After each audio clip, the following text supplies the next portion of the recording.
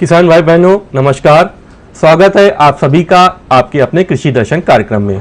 किसान भाई बहनों, जैसा कि आप सभी जानते हैं, कृषि दर्शन कार्यक्रम के माध्यम से हम हमेशा से आपके लिए ये कोशिश करते हैं कि वो सभी जानकारियां लेकर आएं जो आपके लिए लाभदायक हों और जिनको अपनाकर आप अपनी आय को दुगना कर सकें। तो किसान भाई बहनों, आज के हमारे कार्यक्रम का विषय है मोटे अनाज की खेती से किसानों को फायदा, और इस विषय पर विस्तार से जानकारी देने के लिए आज हमारे साथ स्टूडियो में मौजूद हैं डॉक्टर ओमकार सिंह जी। आप वैज्ञानिक हैं, पौध संरक्षण कृषि विज्ञान केंद्र पोस्ट ग्रेजुएट कॉलेज गाजीपुर से। सर, आपका बहुत स्वागत है हमारे आज के कार्यक्रम में। धन्यवाद सर, सबसे पहले हमारे किसान भाई बहनों को मोटे अनाज के बारे में बताएं कि मोटा अनाज क्या होता है और मानव के शरीर के लिए ये कितना महत्वपूर्ण है। देखिए, आजकल हम लोग हर जगह मोटे अनाज के बारे में सुनते आ रहे हैं। आजकल ये चर्चा का विषय हुआ है कि मोटा अनाज क्या है, और लोगों को इसके प्रति जागरूकता बढ़ी हुई है और उत्सुकता बढ़ी हुई है कि हम लोग ये जाने कि मोटा अनाज होता क्या और किस प्रकार से इसकी हम लोग खेती कर सकते हैं या किस प्रकार से हम लोग इसको पा सकते हैं जी। तो देखिए, मोटा अनाज कोई नई फसल नहीं है। ये जो हमारी सिंधु सभ्यता है उसमें भी ये दर्शाया गया है कि ये काफी प्राचीन फसलों में से एक फसल है, और ये नहीं है कि हम लोग आजकल से इसको बोना शुरू कर रहे हैं। काफी हम लोग पहले से इसका बुआई कर रहे हैं और इसका सेवन करते आ रहे हैं। मोटा अनाज, ये हमारा जो वर्ष है 2023, इसे हम लोग अंतर्राष्ट्रीय मिलेट्स ईयर हमने घोषित किया हुआ है, और ये हमारे यशस्वी प्रधानमंत्री आदरणीय श्री नरेंद्र मोदी जी का ये देन है। उन्होंने एक प्रस्ताव रखा यूनाइटेड नेशंस में, जिसमें ये कहा गया कि हम लोग मोटा अनाज के तरफ किस प्रकार से हम लोग आगे बढ़ पाए, जागरूकता फैला पाए। तो अंतर्राष्ट्रीय जो संघ है उन्होंने सन 2023 को इंटरनेशनल मिलेट ईयर घोषित किया हुआ है जी। और इसीलिए हम लोग देख रहे हैं कि आजकल मोटे अनाज की चर्चा हर जगह हो रही है, और यही नहीं बल्कि हमारे जो विदेशी मुल्क हैं वहां पर भी इसकी मांग ज्यादा बढ़ती चली जा रही है, और हमारे देश में भी इसकी ज्यादा मांग बढ़ रही है। तो इसमें हमारे मानव शरीर के जो लोग बात कर रहे हैं, तो मानव शरीर में इसे काफी ज्यादा फायदा पहुंचता है, क्योंकि इसे सुपर फूड भी कहा जाता है, और इसे अभी जो है श्री अन्न की पद्धति दी गई है। तो इसको अगर श्री अन्न कहा जा रहा है तो इसका मतलब ये है कि इसके अंदर कई गुण ऐसे हैं जो कि हमारे शरीर के लिए काफी लाभदायक हैं जी। तो जैसे हम लोग पोषक तत्व की बात करें तो पोषक तत्व इसमें काफी ज्यादा पाया जाता है, जैसे कि इसमें प्रचुर मात्रा में प्रोटीन पाया जाता है, ग्लूटेन फ्री होता है, इसमें विटामिन बी काफी पाया जाता है, खनिज पाए जाते हैं, लौह पाया जाता है, जस्ता पाया जाता है, मैग्नीज पाया जाता है, पोटाश पाया जाता है, फास्फोरस पाया जाता है। इस प्रकार के अन्य जितने भी खनिज पदार्थ हैं वो प्रचुर मात्रा में इसमें पाया जाता है, जिससे हमारे शरीर की संरचना अच्छी रहती है, और इससे कई रोगों से लड़ने की जो हमारी ताकत है वो बढ़ जाती है, और इससे बहुत सारे रोग ऐसे हैं जो कि खत्म हो जाते हैं या नष्ट हो जाते हैं। तो इसकी महत्वता काफी ज्यादा है जी। सर, मोटे अनाज की फसल में हमारे कौन कौन से अनाज आते हैं, इसके बारे में हमारे किसान भाई बहनों को बताएं। देखिए, मोटे अनाज में ज्वार, बाजरा, रागी, इसे मड़ुआ कहा जाता है, कगनी, कोंदो, कुटकी, चौलाई, इस प्रकार के जितनी भी फसलें हैं उसे मोटे अनाज की संज्ञा दी गई है जी। और इसको भी दो भागों में विभाजित किया गया है। एक तो वो जो कि मोटा होता है, यानी कि जिसका आकार बड़ा होता है, इसमें ज्वार बाजरा हो गया, और कुछ ऐसी फसलें हैं जिनका आकार वो थोड़ा लघु होता है। तो लघु अनाज में जैसे कि रागी हो गया, कोदो हो गया, सांवा हो गया, कुटकी है, कंगनी है या चौलाई है, तो ये लघु अनाज में आते हैं, और ये सब मिलकर के मोटा अनाज या मोटी फसलें कहलाती हैं जी। सर, जैसे कि हम बात कर रहे हैं कि हमारे किसानों के लिए कैसे लाभकारी है मोटा अनाज, तो इसके बारे में बताएं कि जो हमारे किसान भाई मोटा अनाज की फसल लेना चाहते हैं वो उनके लिए किस प्रकार से लाभकारी हो सकता है। देखिए, ये हमारे किसान भाइयों के लिए काफी ज्यादा लाभकारी हो सकता है जी। सबसे पहले तो मैं आप लोगों को ये बताना चाहूंगा कि जो हमारी परंपरागत खेती है, जिसमें हम लोग धान गेहूं की खेती करते आ रहे हैं, तो जिस प्रकार से धान में अधिक पानी की आवश्यकता होती है, गेहूं में भी जो है कि अधिक पानी की आवश्यकता होती है, तो ये जो मोटा अनाज है तो इसमें कम पानी की आवश्यकता होती है, यानी कि जो असिंचित क्षेत्र है वहां पर भी इसकी खेती की जा सकती है। दूसरी चीज ये है कि जो कठोर परिस्थितियां हैं, जिसमें एडवर्स क्लाइमेटिक कंडीशन कहा जाता है, अगर इस तरह की स्थिति पैदा होती है तो इसमें मोटा अनाज जो है उसकी बुआई की जा सकती है, उसमें इसका उत्पादन किया जा सकता है। दूसरा क्या है कि हमारे किसान भाई लोग जब किसी अन्य फसलों की खेती करते हैं या किसी अन्य फसलों की खेती करते हैं तो उसमें अधिक मात्रा में रसायन का उपयोग करते हैं, या हम लोग खाद की बात करें तो खाद की आवश्यकता होती है।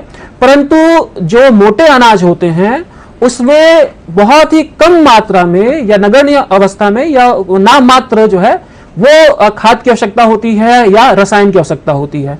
तो सबसे पहले तो यह है कि उनको जब वो लोग खेती करेंगे तो जो बंजर भूमि है उसमें भी मोटे अनाज की खेती कर सकते हैं, या जिसमें उर्वरा शक्ति कम है उसमें भी ये लोग मोटे अनाज की खेती कर सकते हैं। एक तो ये फायदा है। दूसरा फायदा ये है कि हमारी जो कृषि में लागत लग रही है, चाहे वो जो अनाज की फसलें हैं, चाहे वो गेहूं हो या धान हो या मक्का हो, उसकी अगर हम लोग खेती करते हैं तो उसमें अधिक मात्रा में खाद की आवश्यकता होती है, अधिक मात्रा में रसायन की आवश्यकता होती है। तो अगर इनकी कम आवश्यकता होगी मोटे अनाज में तो कृषि की लागत जो है वो कम हो जाएगी और मुनाफा जो है वो अधिक होगा। तो इसमें यह फायदा है। दूसरी चीज क्या है कि अभी जो है अंतर्राष्ट्रीय बाजार की हम लोग बात करें या घरेलू बाजार की बात करें तो इसमें इसकी मांग बहुत ज्यादा बढ़ गई है।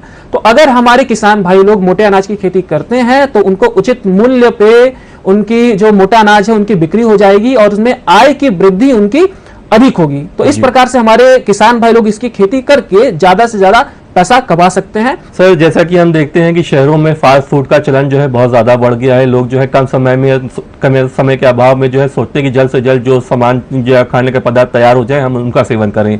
तो क्या जो है इसकी जो हम ज्यादा जो है डिमांड से हमारे शरीर पे नेगेटिव असर पड़ रहा है, लोग बीमार हो रहे हैं, और क्या आज के समय में मोटा अनाज को फिर से अपनाने की जरूरत है? जी बिल्कुल। देखिए पहले क्या था कि पहले के समय में जब गाँव में या कहीं और पे जब कोई मेहमान आया करता था तो उनको गेहूं की रोटी खिलाई जाती थी जी। परंतु हरित क्रांति के बाद से एक ऐसा दौर आया जहां पर सिर्फ गेहूं की बनी हुई रोटी ही सबको परोसने लगे और हम लोग भी उसी का सेवन करने लगे। इसके साथ ही साथ जितने भी फास्ट फूड हैं, चाहे पिज्जा हो या बर्गर हो, इसका हम लोग सेवन ज्यादा करने लगे और जितने भी हमारे युवा वर्ग हैं वो लोग इसका खास तौर पे ज्यादा सेवन करने लगे। इसका परिणाम स्वरूप आप लोग देख सकते हैं कि कितने तरह की बीमारियों से हमारा जो मानव शरीर है वो जूझ रहा है, जिसमें कोलेस्ट्रॉल का बढ़ना, हार्ट अटैक, कैंसर या जो रक्तचाप है, बीपी जिसे कहते हैं, उसका बढ़ना। तो इस प्रकार के कई बीमारियां हैं जिससे हमारे समाज के लोग वो ग्रसित हैं। तो इसके सेवन को हम लोग कम कर सकते हैं और जो हमारे मोटे अनाज है उनका सेवन हम लोग बढ़ा सकते हैं और उसको हम लोग को ज्यादा से ज्यादा उत्पादन करना चाहिए और ज्यादा से ज्यादा सेवन करना चाहिए। इसीलिए आज का दौर है, आप लोग देख रहे होंगे जब भी हम लोग अस्पताल जाते हैं तो डॉक्टर लोग ये हम लोग को सजेस्ट करते हैं कि हम लोगों को अपने खाने में जो है मोटे अनाज को शामिल करना चाहिए, चाहे वो ओट्स हो, ज्वार हो, बाजरा हो या मक्का हो, या जो कि जौ की बात करें, चने की बात करें, कोदो की बात करें। तो इस तरह की जितनी फसलें हैं उसको हम लोग जो डॉक्टर लोग हैं सलाह देते हैं कि उसका सेवन करना चाहिए। जी, जैसे आपकी आज के समय की मांग है इसके अनुसार। जी सर, जैसे कि आपने बताया कि हमें किसानों को लिए काफी लाभकारी है, तो क्या हमारे जो छोटे किसान हैं और मंझले किसान हैं क्या वो भी जो है मोटे अनाज का जो है प्रोडक्शन कर सकते हैं, खेती कर सकते हैं, क्या केवल ये बड़े किसानों के लिए है? देखिए जो मोटे अनाज की खेती है वो हर तबके का किसान कर सकता है, चाहे वो बड़ी जोत का आकार का कोई किसान हो, चाहे छोटी जोत का आकार का किसान हो। तो सीमांत किसान है वो भी इसका खेती कर सकता है। लेकिन अभी जो हम लोग जिस प्रकार से इसका प्रचलन बढ़ा है तो एकदम से हम लोग धान गेहूं का जो खेती है उसको बंद नहीं कर सकते हैं। तो जो मोटे अनाज की खेती है उसको शुरुआती दौर में छोटे आकार में या छोटे क्षेत्र में हर तरह के किसान को अपनाना चाहिए। ये नहीं कि सिर्फ बड़ा किसान ही करे या जो सीमांत किसान है या लघु किसान है वही इस प्रकार की खेती करे। ये हर तबके का किसान इसकी खेती कर सकता है और एक छोटे क्षेत्र में मेरी ये सलाह है कि हर किसान जो है इसको लगाए और इसका उत्पादन करे। जी सर, जो हमारे किसान भाई मोटे अनाज की खेती करना चाहते हैं और वो शुरुआत कर रहे हैं, जिनको जानकारी नहीं है, तो कहाँ से वो जानकारी ले सकते हैं, कहाँ से शुरुआत करें, या केवी के द्वारा किसी प्रकार की सहायता की जाती है, इसके बारे में बताएं। देखिए ये जो वर्ष है 2023, इससे जो इंटरनेशनल मिलेट ईयर जो घोषित किया गया है तो अभी इसका प्रचार प्रसार काफी ज्यादा बढ़ गया है, इसका उत्पादन भी काफी ज्यादा हो रहा है। तो इसका आने वाले जो वर्षों में पूरे साल भर जो है इसका कार्यक्रम चलेगा, अभी कुछ महीनों से चल भी रहा है। इसमें जगह जगह पे संगोष्ठियां हो रही है, कृषक जागरूकता कार्यक्रम चल रहा है, विश्वविद्यालयों में कार्यक्रम चल रहे हैं, कृषि विज्ञान केंद्रों पे कार्यक्रम चल रहे हैं, कृषि विभागों में कार्यक्रम चल रहे हैं। तो यहाँ पर हमारे किसान भाई लोग उसमें पार्टिसिपेट करके जानकारी प्राप्त कर सकते हैं। विश्वविद्यालय में एक्सपर्ट से वो लोग सलाह ले सकते हैं। कृषि विज्ञान केंद्रों पे प्रशिक्षण कार्यक्रम चलता है, वहां पे प्रशिक्षण लेकर के वो लोग जो संपूर्ण जानकारी है उसको प्राप्त कर सकते हैं और अपनी खेती बाड़ी उसके अनुसार वैज्ञानिक तरीके से कर सकते हैं। जी सर, जो हमारे किसान मोटे अनाज की खेती करना चाहते हैं तो क्या उनको समय समय पर आता है किस प्रकार की विशेष सावधानियां बरतनी चाहिए ताकि उनकी फसल ना खराब हो, और कीट पतवार और पतवार नियंत्रण किस प्रकार से उन्हें समय समय पर करना चाहिए, इसके बारे में विस्तार से बताएं। देखिए, जो मोटे अनाज है मैंने आपको बताया कि एडवर्स कंडीशंस में लग सकता है, तो क्लाइमेटिक कंडीशन जैसा भी हो, जिसमें आपका तापमान अगर अधिक होता है और अगर बंजर जमीन होती है वहां पे, या जहां नमी कम होती है वहां पे हम लोग इसकी खेती कर सकते हैं।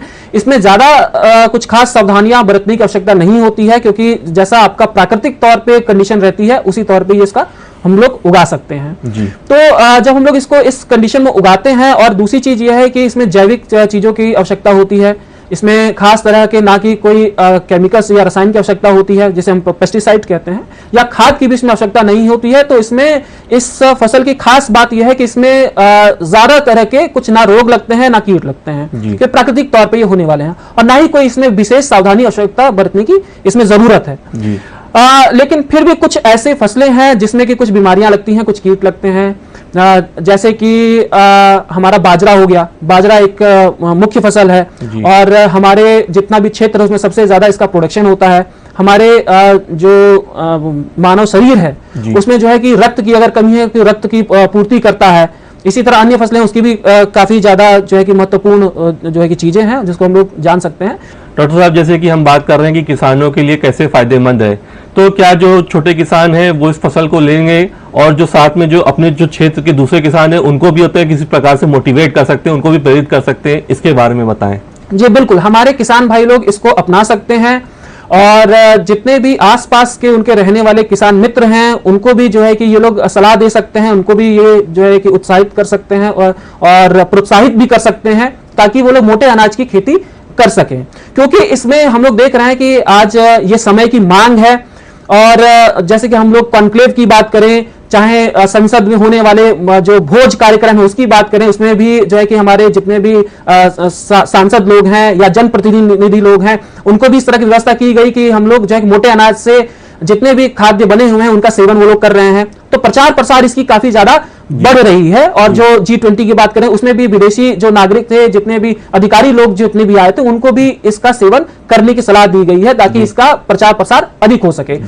और इसीलिए जो हमारे किसान भाई लोग हैं अपने साथ साथ हमारे दूसरे किसान भाई उनको भी प्रेरित कर सकते हैं और उसका लाभ भी गिना सकते हैं। जैसे कि हम लोग बात करें अगर ज्वार की अगर हम लोग बात करें तो इसमें इस तरह का रसायन पाया जाता है, खनिज पदार्थ पाया जाता है, जिसमें डायबिटीज जो रोग है उसका इसमें दूर करने में ये काफी लाभदायक। सर, अक्सर हम देखने में आता है या हम देख रहे हैं पिछले कुछ दशकों में कि जो मल्टी रहता है कंपनियां हैं, बड़ी बड़ी कंपनियां हैं, वो मैदे से बनी हुई चीजों का बहुत प्रचार प्रसार करती हैं, उस पर बहुत एडवर्टीजमेंट पे पैसा खर्चा करती हैं ताकि उन चीजों की होता है सेल हो, और वो सर कहीं ना कहीं मानव शरीर के लिए बहुत ही हानिकारक होती है। टेस्ट में तो अच्छा होता है और उतना कम समय में तैयार हो जाता है, लेकिन सर आज की जो हमारी मौके की जरूरत है, वक्त की जरूरत है कि हमें फिर से जो है मोटे अनाज की तरफ जो है जाना चाहिए। तो क्या इसके हमें प्रचार प्रसार पे सर होता है कहीं ना कहीं कमी रह गई, ताकि जो है ये कहीं पिछड़ गया है, तो आज हमें इसको प्रचार प्रसार करने की ज्यादा से ज्यादा जरूरत है, ऐसा समझते हैं आप? जी बिल्कुल। देखिए, आज का जो हमारी आधुनिक युग है या हमारे जितने भी युवा वर्ग हैं वो लोग ज्यादा से ज्यादा हमारे फास्ट फूड की तरफ बढ़ रहे हैं। मैदे से बनी हुई चीजें हैं जो खतरनाक हैं, जिसमें काफी ज्यादा रसायन से बनी हुई चीजें हैं जो हमारे शरीर के लिए काफी ज्यादा हानिकारक है। इसके प्रचार प्रसार की बात करें तो बिल्कुल गांव में इसका प्रचलन था, इसकी बुआई होती थी लेकिन छोटे स्तर पे होती थी। मैं आपको बता दूं कि हमारे भारतवर्ष है वो पूरे विश्व में सबसे बड़ा उत्पादक है मोटे अनाजों में, लेकिन इसकी चर्चा नहीं हो पाई। और इस चीज के लिए हम लोग पूरा श्रेय हमारे आदरणीय प्रधानमंत्री जी को देना चाहेंगे जिन्होंने इसको फिर से प्रचलन में लाया, और जिसकी वजह से अब प्रचार प्रसार बहुत ज्यादा हो रहा है। पहले सही कह रहे हैं आप, पहले इतना नहीं था, लेकिन अब जो है जागरूकता बढ़ रही है और इसका प्रचार प्रसार अधिक हो रहा है। और हम लोगों को आज ये समय की मांग है कि इसको अपनाना है, ना केवल उत्पादन के लिए, आय अर्जित करने के लिए, बल्कि मानव शरीर के लिए, पोषण के लिए, खाद्य सुरक्षा के लिए और किसान कल्याण के लिए ये काफी ज्यादा जरूरी है। जी, डॉक्टर साहब, आप अपना कीमती समय निकालकर हमारे स्टूडियो आए और हमारे अपने किसान भाई बहनों को इतनी महत्वपूर्ण जानकारी दी, इसके लिए आपका बहुत बहुत आभार। किसान भाई बहनों, हम उम्मीद करते हैं कि डॉक्टर साहब ने जो भी जानकारियां दी हैं आप इन बातों को जरूर अपनाएंगे और मोटे अनाज की ज्यादा से ज्यादा फसल लेकर एक अच्छी आय अर्जित कर सकेंगे। हम फिर मिलेंगे किसी दूसरे विषय के साथ, तब तक के लिए नमस्कार।